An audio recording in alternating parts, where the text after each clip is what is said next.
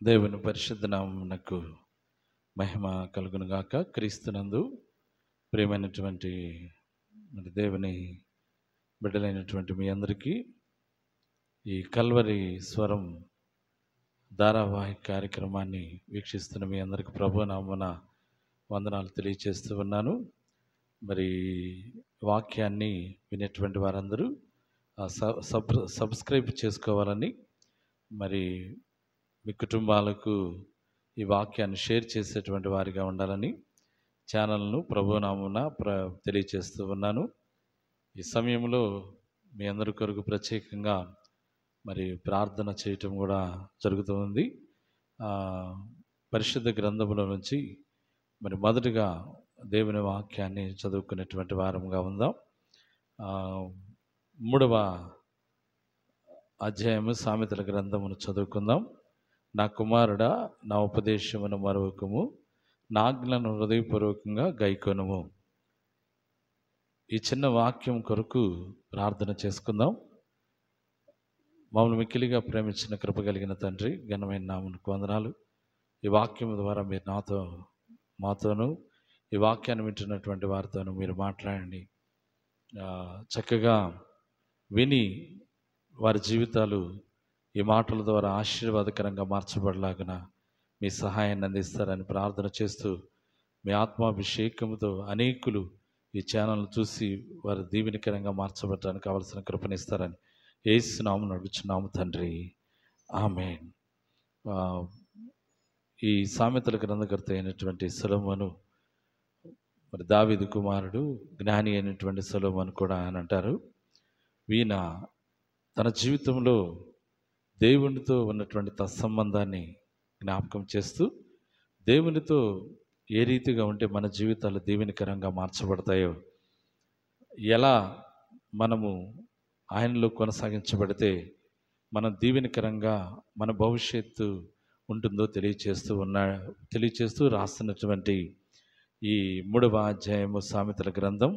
నా కుమారుడా, నా ఉపదేశమును మరువకము, నా ఆజ్ఞలను హృదయపూర్వకంగా గైకొనుము అని. ఖచ్చితంగా దేవుని మాటలను మరిచేటువంటి వారంగా ఉండకూడదండి. భౌతిక సంబంధమైనటువంటి మరి మాటల కన్నా దేవుని మాటలకు ఫస్ట్ ప్రియారిటీ ఇవ్వాలి. ఏ మాట అయితే దేవుడు మనకు తెలియచేశాడో ఆ మాటను మనము మరి మన జీవితంలో ఒకసారి ఉందో లేదో, ఆ రీతిగా నడుస్తున్నామో లేదో తెలుసుకునేటువంటి వారముగా ఉండాలి. ఇక్కడ ఖచ్చితంగా మర్చిపోవద్దని చెప్తున్నాడు. హృదయపూర్వకంగా నా ఆజ్ఞలను గైకొనుము. దేవుడిచ్చినటువంటి ఆజ్ఞలు ఖచ్చితంగా మనం గైకొనేటువంటి వారిగా ఉండాలి. అప్పుడే మరి ఆయన మనల్ని ప్రేమిస్తాడు, మనల్ని దీవెనకరంగా మారుస్తాడని పరిశుద్ధ గ్రంథము చెప్తూ ఉంది. చూసినట్లయితే ఉపదేశాన్ని మరవద్దని మొదటి మాటగా చెప్తున్నాడు. పరిశుద్ధ గ్రంథంలో కీర్తనలు మొదటి గ్రంథంలో మరి మొదటి సంకీర్తనలో తెలియచేస్తూ అంటున్నాడు, యెహోవా ధర్మశాస్త్రం నందు ఆనందించుచు దివారాత్రులు దాన్ని ధ్యానించువాడు ధన్యుడు. అతడు ఆకువాడక తన కాలమందు ఫలమిచ్చు చెట్టు వలె ఉంటాడని. ఖచ్చితంగా మరి దేవుని ఉపదేశాన్ని నిరంతరం మనము ధ్యానం చేసేటువంటి వారముగా, మరి మర్చిపోయేటువంటి వారముగా ఉండకుండా ప్రతిదినం ధ్యానం చేసేటువంటి వారముగా ఉంటే మన జీవితాలు ఆకు వాడక తన కాలం మందు ఫలమిచ్చు చెట్టు వలె ఉంటాయని మరి వాక్యం సెలవిస్తుంది. అందును బట్టి దేవుని మాటను విస్మరించే వారిగా ఉండకూడదు, అనుసరించి నడిచేటువంటి వారిగా ఉండాలి. రెండవదిగా ఆయన ఆజ్ఞలను గైకొనాలంటున్నాడు. దేవుడు మనకు కొన్ని ఆజ్ఞలు ఇచ్చాడు. నీ దేవుడైన యెహోవాను నేనే అని, నిన్ను వలె నీ పొరుగు వారిని ప్రేమించాలి అని. ఎందుకు ఈ మాటలు అంటే, ఆయన మనల్ని ప్రేమిస్తున్నాడు, అన్ని విషయాల్లో మనకు సహాయకుడిగా ఉంటున్నాడు. ఆయన మన కొరకు ప్రేమించి తన ప్రాణాన్ని పెట్టినటువంటి దేవుడిగా ఉంటున్నాడు. కాబట్టి అందుకని ఖచ్చితంగా నా ఆజ్ఞలను అనుసరించి నడవమని చెప్తూ ఉన్నాడు. దానివల్ల కలిగేటువంటి ప్రయోజనం ఏమిటో కింద రాసిపెట్టాడు. ఏంటి అని అంటే, అవి దీర్ఘాయువును, సుఖజీవంతో గడుపు సంవత్సరములను, శాంతిని నీకు కలుగు చేస్తాయని. ప్రియమైనటువంటి వాళ్ళ, ఈ రోజున ఒక మనిషి పరిపూర్ణంగా మరి తన ఆయుష్కాలం అంతా బ్రతికేటువంటి పరిస్థితులు లేవు. రెండవదిగా సుఖ అనుభవం ఎరగనటువంటి వాడిగా ఉంటున్నాడు. మూడవదిగా శాంతి లేదు కుటుంబాలలో. ఇవి మన జీవితంలో రావడానికి గల కారణం ఏంటంటే దేవుని వాక్యాన్ని విడిచిపెట్టడం. రెండవదిగా ఆయన ఆజ్ఞలను హృదయపూర్వకంగా గైకొనకపోవడం. ఈ వాక్యాన్ని వింటున్నటువంటి ప్రియ సహోదరుడా, సహోదరి, ఒకవేళ నువ్వు ప్రార్థనకు వెళుతున్నా కానీ చెప్పినటువంటి దేవుని మాటను మరచి లోకంలో జీవిస్తే ప్రయోజనం ఏమి లేదు. దానివల్ల నీ జీవితంలో మరి సుఖజీవం ఉండదు, సమాధానం ఉండదు, మరి దీర్ఘాయువు ఉండదని వాక్యం చెప్తుంది. చక్కగా దేవుని వాక్యాన్ని అనుసరించి నడిచేటువంటి వారముగా ఉంటే ఇదిగో ఈ 3 బ్లెస్సెస్ నీ జీవితంలో దేవుడు అనుగ్రహిస్తాడని తెలియచేస్తూ ఉన్నాడు. మంచిది కదా, మనిషి కూడా కోరుకుంటుంది అదే కదా. మరి మనిషి దీర్ఘాయువుతో ఉండాలని, ఉన్నంతకాలం ఏ బాధలు ఇబ్బందులు లేకోకుండా దేవుడిచ్చినటువంటి ఆయుష్కాలం గడపాలని, రెండవదిగా సుఖంగా జీవించాలని, మూడవదిగా కుటుంబం అంతా శాంతితో నింపబడాలని, ఇవన్నీ మీ ద్వారానే లభిస్తాయని దేవుని వాక్యము మరి దేవుని వాక్యం ద్వారా మీరు మాట్లాడుతూ ఉన్నాడు. ఈ వాక్యం వింటున్నటువంటి నీ జీవితంలో మరి దీర్ఘాయువు కానీ, సుఖంగా గడిపేటువంటి సంవత్సరాలు కానీ, సమాధానం కానీ నీ జీవితంలో ఉందా? అలా లేకపోతే దానికి కారణాన్ని ఇక్కడ తెలియచేస్తున్నాడు. ఏంటి అనంటే ఆ ఉపదేశాన్ని విడిచిపెట్టడం, ఆయన మాటలను హృదయపూర్వకంగా కైకొనకపోవడం. ప్రియ చెల్లి, ప్రియ తమ్ముడు, ప్రియ సహోదరుడా, దేవుని వాక్యాన్ని వింటున్నావు కదా.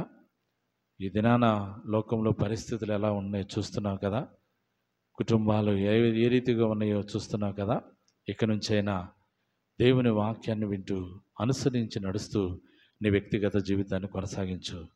అందరి బట్టి దేవుడు నీకు దీర్ఘాయువును, సుఖజీవంతో గడుపు సంవత్సరములను, శాంతిని నీకు కలుగు చేసి నిన్ను దీవిస్తానని చెప్తూ ఉంటూ ఉన్నాడు. కాబట్టి మరి ఈ ఛానల్ని వీక్షిస్తున్న మీ అందరూ ఇప్పటిదాకా వాక్యాన్ని విని విడిచిపెట్టే వారిగా ఉంటున్నారేమో, దేవుని మాటలను హృదయపూర్వకంగా గైకొంటలేదేమో. ఇదిగో ఈ శుక్రవారం రోజు పరిశుద్ధాత్మ దేవుడు నీ జీవితంలో సుఖంగా కొనసాగించకపోవడానికి కారణం, సమాధానం లేకపోవడానికి కారణం, దేవుడిచ్చిన ఆయుష్ సంతోషముగా గడపలేకపోవడానికి కారణం ఏంటనంటే ఆయన మాటలను మర్చిపోవడం, ఆయన మాటలను హృదయపూర్వకంగా గైకొనకపోవడం అని. ఈ దినం దేవుని మాటలు విన్నావు కదా. ఇక నుంచి నువ్వు ఆయన మాటలు విని గైకొను, హృదయపూర్వకంగా వాటిని అనుసరించినాడు. అప్పుడు నీ జీవితము దీవెనకరంగా మార్చబడుతుందని దేవుని పరిశుద్ధ గ్రంథము తెలియచేస్తుంది. అట్టి కృపను పరిశుద్ధాత్ముడైనటువంటి దేవుడు ఇదిగో ఈ వాక్యాన్ని విని చూస్తున్నటువంటి మీ అందరికీ, మీ పిల్లలకు, మీ కుటుంబాలకు దేవుడు మరి దీర్ఘాయువును, సుఖజీవంతో గడుపు సంవత్సరంలో శాంతిని మీకు కలుగు చేసి దీవెనకరంగా మీ కుటుంబాలు మార్చబడాలని, అట్టి పరిశుద్ధాత్ముడైన దేవుని మాటలను అనుసరించి మీరందరూ నడవాలని తెలియచేస్తూ ఈ నా మాటలను నేను ముగిస్తూ ఉన్నాను. చిన్న ప్రార్థన చేసుకుందాం. మహాగణుడు, పరిశుద్ధుడైన ప్రియ పరలోకపు తండ్రి, ఈ మాటలు వారి జీవితాలను అన్వయించుకొని దాని ప్రకారం నడుచుకొని వారి జీవితాలను ఆశీర్వాదకరంగా మీరు మార్చి మీ కృపతో నింపి దీవిస్తారని ప్రార్థన చేస్తూ ఈ ఛానల్ను వీక్షిస్తున్నటువంటి ప్రతి సహోదరుడు, సహోదరికను, వారి కుటుంబాలకు, వారి బిడ్డలకును దీర్ఘాయువును, సుఖజీవంతో గడుపు సంవత్సరంలో సమాధానమును మీరు అనుగ్రహించి మీ మాటలను మరి విని వదిలిపెట్టేటువంటి వారు కాకుండా హృదయపూర్వకంగా గైకుంటూ ముందుకు నడిచేటువంటి వారిగా ఉండలాగున మీ సహాయాన్ని అందిస్తారని ప్రార్థన చేస్తూ యేసు నామమున అడుగుచున్నాము తండ్రి. ఆమెన్. God bless you. దేవుడు మిమ్మల్ని, మీ కుటుంబాలను దీవించును గాక.